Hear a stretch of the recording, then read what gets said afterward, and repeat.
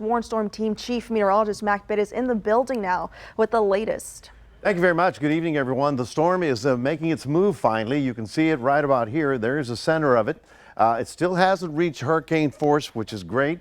We're at about 75 miles an hour, but the outer bands are beginning to move onshore. You see it right there. This is one of the outer bands right there, and those are heavy thunderstorms that are now rolling into the Port Lavaca, Calhoun County area.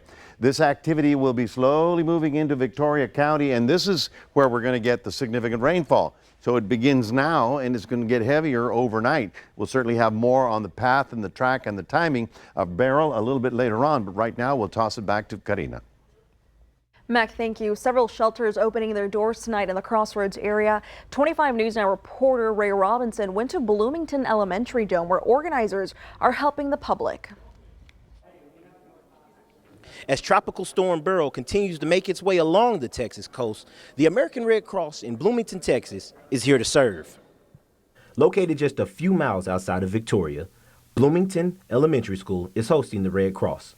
Their school gymnasium will be their shelter. So we're an evacuation shelter. We're going to be assisting residents who are going to be evacuating from various areas, and they can come here for a safe place to wait out the hurricane. We have disaster health services and disaster mental health, so we get people to talk to, and we also offer food and water and things like that. With the storm projected to hit late, they will have beds prepared overnight for those in need, along with food. Anyone in the area in need of shelter and trying to escape the storm is welcome. We're fully prepared to accept evacuees. Yeah. Reporting from Bloomington Elementary, Ray Robinson, KAVU TV 25 News Now. St. Joseph High School Dome in Victoria also opened as a shelter. Residents can use cots, access showers, and even find mental health resources at the shelter. Residents are asked to only bring essential items. Essential items if you're on medical, if you have medical equipment that you need, obviously not a hospital bed, but if you've got a CPAP or have medical medications that you need, please bring those with you. St. Joseph High School is at 110 East Red River in Victoria. The shelter will take in anyone at any time during the storm. That area currently patrolled by Victoria Police, who are there to protect and serve tonight. The Salvation Army of Victoria will provide breakfast, lunch, and dinner. Now, Saturday, Refugio County issued a mandatory evacuation. The order says the area is still recovering from the devastating effects of Hurricane Harvey in 2017. Emergency services personnel and first responders in Refugio are limited. County leaders are also concerned about heavy traffic from that July 4th holiday.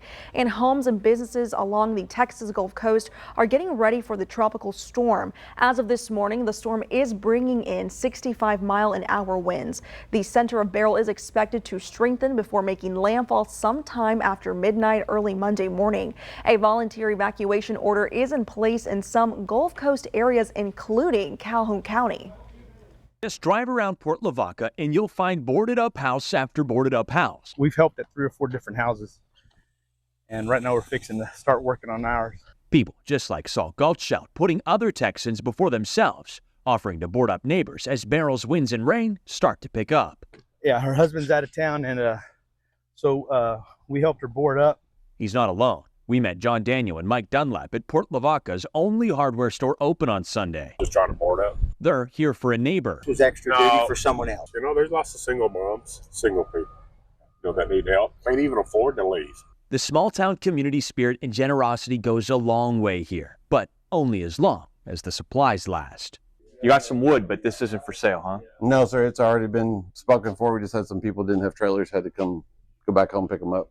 Other hurricane necessities like generators and gas also becoming harder and harder to come across. While they're stocking up, it's all in hopes they don't even need it. Knock on wood, right? That's it. 25 News Now reporter Zach Brown actually in Port Lavaca right now, getting a first-hand look at these hurricane preparations. Zach, how's it looking? Yeah, thanks, guys. Well, Tropical Storm Beryl has certainly touched down here at the Bayfront Peninsula here in Port Lavaca. If you want to know how strong these winds are, we're standing directly under a pavilion in the middle of it, and the rains are blowing sideways all the way into the middle of this pavilion. It has taken our equipment and thrown it across the grass. The wagon that our equipment was in is all the way across the peninsula. The waves have certainly picked up, and as Chief Meteorologist Mac Feta has said, in a storm like this, down trees and down power lines are typically the expectation of minimal damage. So even if it doesn't get to Category 1 hurricane strength, a storm like this can definitely bring a lot of flooding, a lot of down power lines, a lot of down trees. You need to, if you own an RV or anything like that, tie that down to protect your belongings. Like I said, right now we're under a pavilion. It looks like I'm outside. That's how rainy it is here at the Bayfront Peninsula in Port Lavaca. Just because the evacuation wasn't mandatory didn't mean that you're not supposed to hunker down and shelter in place. I'm about to go shelter in place. Reporting live from Port Lavaca, Zach Brown, KVUE TV 25 News Now. Zach, thank you for that update. Make sure to be safe out there. Lieutenant Governor Dan Patrick issued a disaster declaration for a total of 121 counties in response to Hurricane Beryl. 9 counties in the crossroads are listed. That's including Calhoun, DeWitt, Goliad, Jackson, Lavaca, Matagorda, Refugio, Victoria, and Wharton. Texas Division of Emergency Management officials say over 50 ambulances are on standby to assist with evacuating hospitals, nursing homes, and assisted living facilities. That's if it's needed. Lieutenant Governor Dan Patrick is the acting governor, while Governor Greg Abbott is out of the country on an economic development mission. So here is your Veer poll. You can scan that QR code right there on your screen to vote. The question is, did you evacuate ahead of Beryl? Yes or no? According to our results tonight, it looks like 95% takes the lead with no, and only 5% said yes. Thank you for voting tonight. Now, a storm surge warning is now in place for areas from St. Louis Pass to High Island, including Galveston Bay. Beryl is expected to also bring heavy rains to Houston, where a flood watch is now in place. Around midnight, things will become very tense. So I want Houstonians to know the world, the conditions that you go to sleep under tonight will not be the same that you wake up in the morning.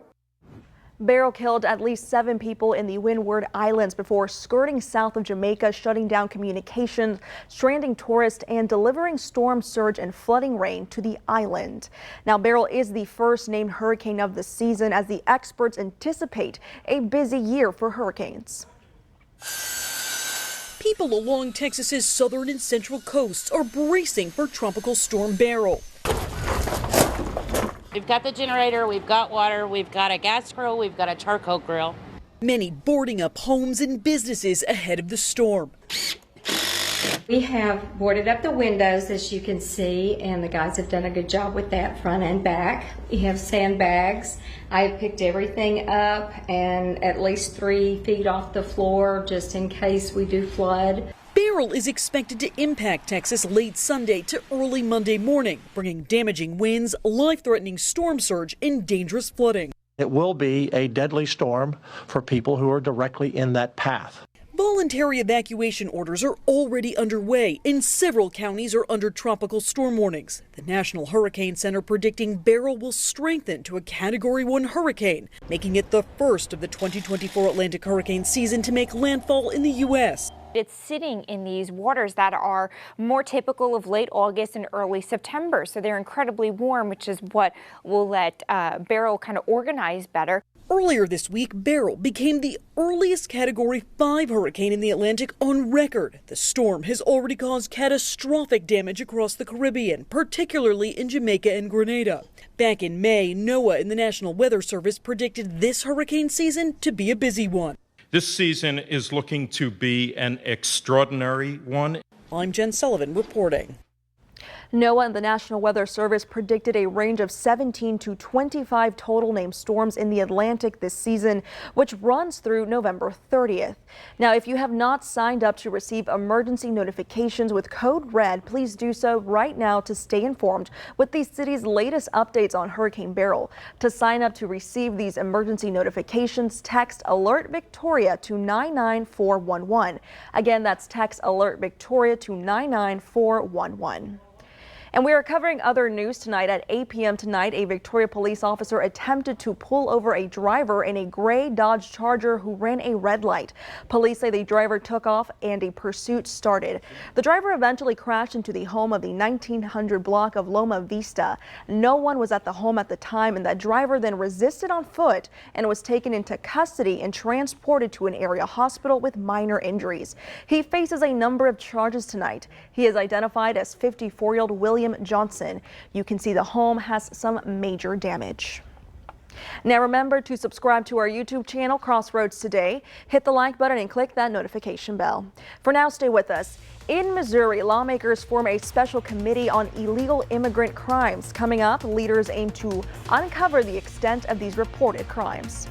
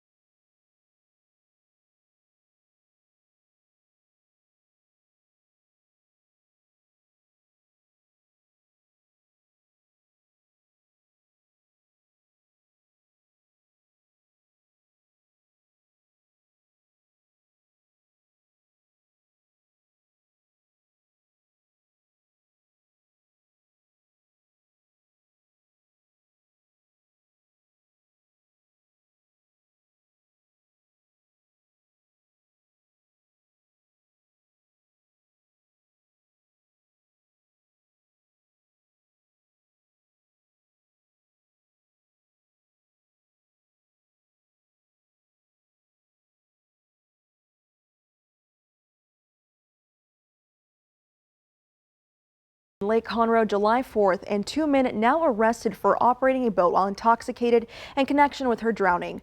Authorities say the drowning happened after 9 in the evening. They say 31-year-old Jerry McMeekin was not wearing a life jacket when she fell off the back of the boat.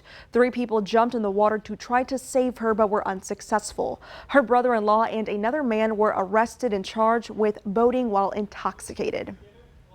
A third suspect now arrested in connection to a fatal shooting at a Juneteenth celebration in Round Rock, Texas. 2 people were killed and 14 others were hurt after the incident in the town. Keyshawn Dixon was arrested Saturday, charged with deadly conduct and possibly more charges coming his way. He is just 18 years old. In Missouri, lawmakers have formed a special committee on illegal immigrant crimes. Leaders say it's an effort to identify the extent of crimes committed by people living in Missouri illegally.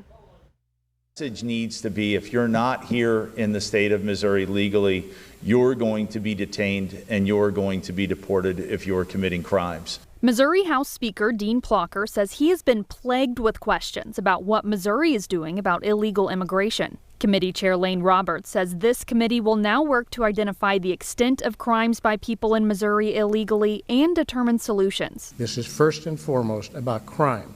What do we do to protect the Missouri citizen, and particularly how it relates to illegal immigration? That's the nexus. Data provided by the House shows last year there were more than 1,700 homicide-related crimes by non-citizens in the U.S. This is up compared to 2022, but still down compared to 2020. Columbia Representative David Tyson Smith says this is not an issue in Missouri and believes this committee is a waste of time and resources. He says it's all for political talking points. If we were really serious about these issues, we would form a special committee on gun violence to crack down on the shootings that are happening all over our state that need to be clamped down on. However, some committee members say people living in the U.S. illegally are to blame for an increase in fentanyl and sex trafficking, including in the Lake area. This committee is absolutely going to be looking at a variety of crimes, sex trafficking being one of those, and it has absolutely increased because of our open borders. That first committee hearing will be held July 11th. For more on today's news stories, come to crossroadstoday.com. We have everything you need to know about Beryl, including the full press conference by the state of Texas that happened just this afternoon. Well, Tropical Storm Beryl is beginning to move. As you can see right about here, there's the center of it. There's Corpus Christi, there's Victoria. We're already getting an outer band of the storm. It's now getting heavier, and it will get heavier for the rest of the night. It's also going to get rather windy. We'll be talking more about that coming up in just a moment.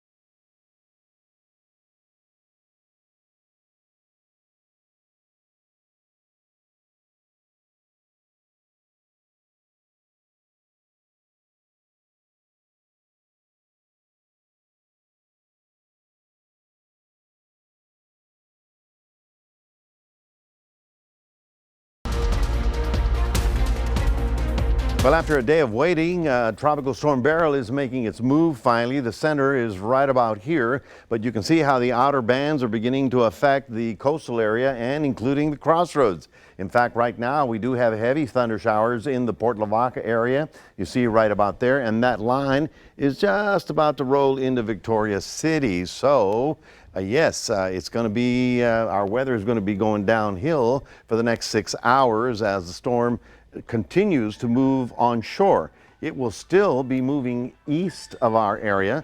You can see the map here, how it brings it up into the coastal areas.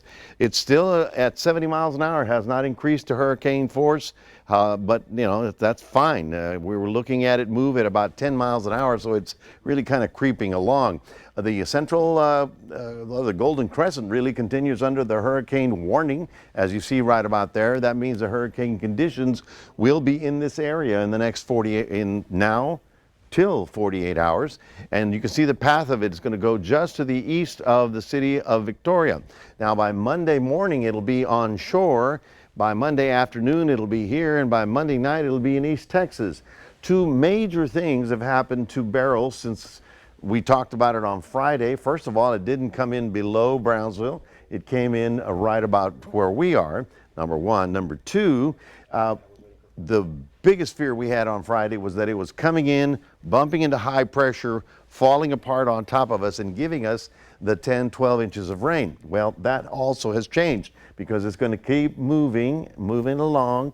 And if it does, then our rainfall totals won't be as significant. The other thing is, as we are now on the west side of the storm, we're looking for a situation of wind wrapping around like this. So the heaviest rain will be from Port O'Connor all the way to Beaumont, where they're likely to get the 10 to 12 inches of rainfall. That includes, well, Brazoria County, Harris County. Houston's going to get a lot more rain than we get here. As a matter of fact, we could have maybe 1 to 2 inches of rain on the west side of this. So Gonzales, maybe even Cuero, and certainly Kennedy County is going to get much, or Kearns County will get much less. Now, here's Refugio, here's Seadrift. In the gray here, this is tropical storm force winds up to hurricane force, okay? So in the yellow is where the winds will be over 49 miles an hour. You can see how it moves ashore at 1 a.m. and by 6 a.m. you can see how it's still buffeting the area. So we're going to be on the backside getting gusty winds, majority of them east of us, some of them obviously not as bad on the west side of that. So the fact that it's on that side of Victoria minimizes the amount of damage that we're going to get. Nonetheless, our viewers on the eastern side of our viewing area, Palacios, Ganado, Bay City, all of those, Brazosport, they're all going to get some significant weather coming in the next 6 to 12 hours as the storm finally moves ashore. So storm conditions are definitely on top of us. That's hurricane. That's why we have the hurricane warning. The other thing we've got to be very concerned about is the storm surge. Now, here you go, Seadrift, so Calhoun County, then moving on up to Matagorda and all the way up to Houston, even Galveston County, is going to be dealing with a storm surge, 4 to 6 foot, okay? 4 to 6 feet above mean sea level. And so low-lying areas, especially tonight, now that the rain has begun, the rain coming in from the north, the surge coming in from the south, all of those things combining to give us a treacherous situation. So hunker down, stay home in the morning, wait till sunrise to make sure we know where the water is. Looks like a rainy day all day on Monday, and then a little bit of a break late in the afternoon as the storm pulls away. So tomorrow, Monday, is our worst day. Then we lower the rain, but we still have possible flooding on Tuesday and Wednesday, and then just isolated afternoon showers because of all the leftover moisture from Beryl. That is your 7-day forecast, reminding everybody we do have a QR code. We'd love for you to scan that, put Crossroads Today on your phone. Here's Karina. Thank you, Mac. And straight ahead, we toss it over to meteorologist Scott Pitney, who shows us how people in Port Aransas prepared for Beryl.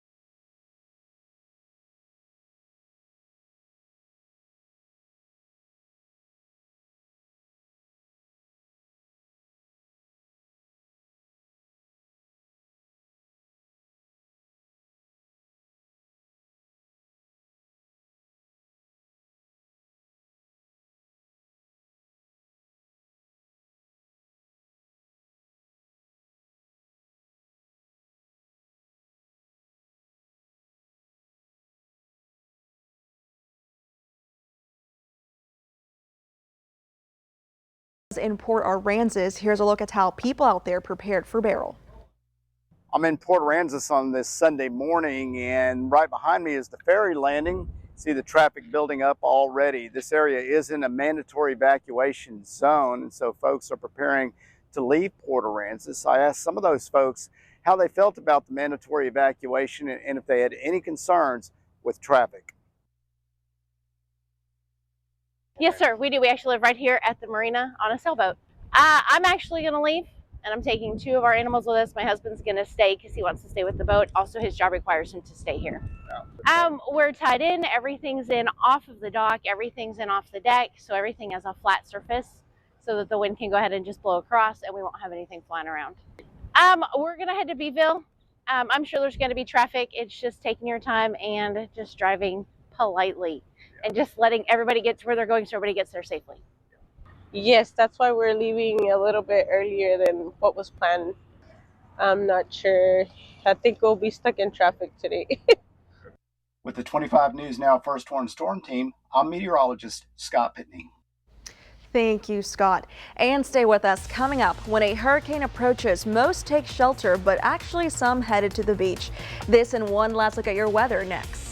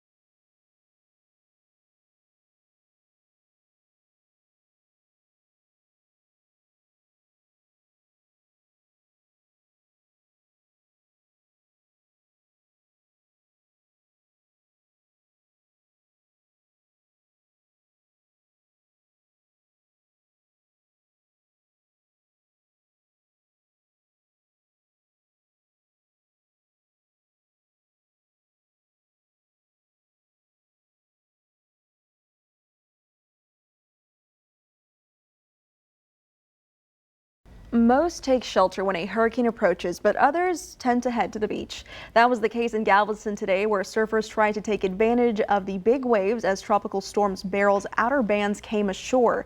But a lifeguard ordered them to get out of the water for their own safety. Beryl is expected to grow into a Category 1 hurricane before making landfall early Monday morning along the Texas southern coast. And of course, Chief Meteorologist, you're keeping track of the latest here. Sure. That window of opportunity to get to a hurricane force, which is really closing in fast. So because it should be moving on shore by 1 or 2 o'clock in the morning. There you see the outer bands already heavy along the coast, immediate coastline. For those of us in the Victoria, it's about to start to rain. Heaviest activity will be east of Victoria, east of Hallettsville, all the way over to Edna, Wharton, Inez, all the way to Fort Bend County. So do keep that in mind. And travel tonight is not advised. Tomorrow morning, just wait till sunrise to make sure you can see the roadways, because we don't know how much rain we're going to get, but it's beginning to get heavy. And in those outer bands, just consider this.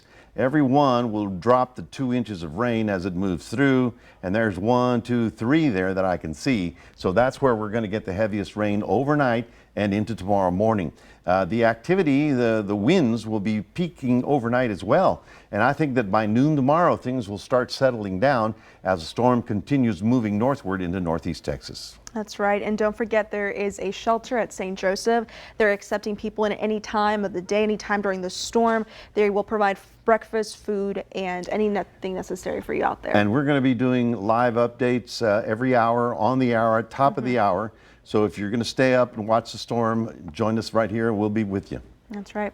Thank you, Mac. And thank you for being with us. Remember to subscribe to our YouTube channel, Crossroads Today. Have a good night.